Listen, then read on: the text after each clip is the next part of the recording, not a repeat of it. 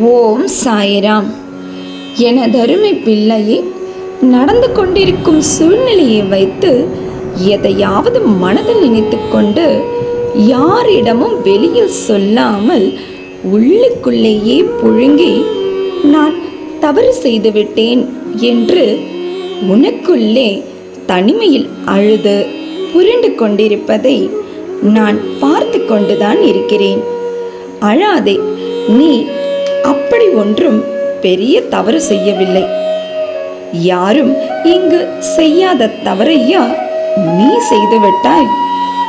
உன்னை நீயே காயப்படுத்தி மன அழுத்தத்திற்கு ஆளாக வேண்டாம். எல்லாம் சில நாட்களில் அத்தனை துன்பமும் முடிந்துதான் ஆக வேண்டும். இன்பம் என்பது உன் வாழ்வில் இல்லை என்று யார் சொன்னது? எல்லாம் முடிந்தால் என்ன? இனிதான் என் அதிசயங்கள் தொடங்க போகிறது. பார்த்து கொண்டே இரு.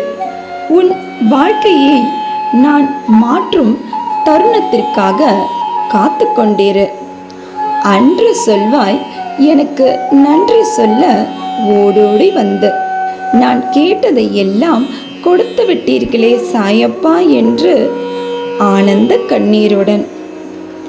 என் பிள்ளையே, விஷ்ணு பகவானுக்கு சேவகம் செய்து கொண்டிருக்கும் கருட பகவான் உனக்கு தேவையான பணத்துடன் உன்னை ஆசிர்வதிக்க அழைத்து வந்துள்ளேன். எங்கள் ஆசீர்வாதத்தை பெற்றுக்கொள். உன் ஊதியத்திற்காக கிடைக்கப் போகும் வாய்ப்புகளை சரியாக பயன்படுத்தி கொண்டு முன்னேறி வா. கழுகு மேலே உயர உயர பறக்க ஆசைப்பட்டு அதன் அலகு மற்றும் சிறகுகள் வலுவடைந்து பறப்பதற்கு மிகவும் சிரமத்தை ஏற்படுத்தியதால் அது துறவு வாழ்க்கையை ஏற்று போராட்ட வாழ்க்கையை தேர்ந்தெடுத்து சில காலம் தன்னந்தனியாக பாறைகள் மீது மோதி வலியை சகித்து கொண்டு தன் இறகுகளை உருவி போடுகின்றது. ஏன்? அப்போதுதான் அடுத்த 30 வருடங்களுக்கு ஆரோக்கியமாக வாழலாம் என்று.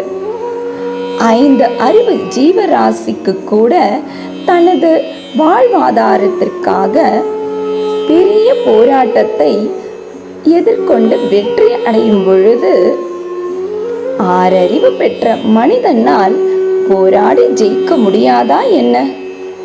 சிந்தித்து போராடு. போராடாமலேயே வெற்றி வேண்டும் என்று சொன்னால் எப்படி?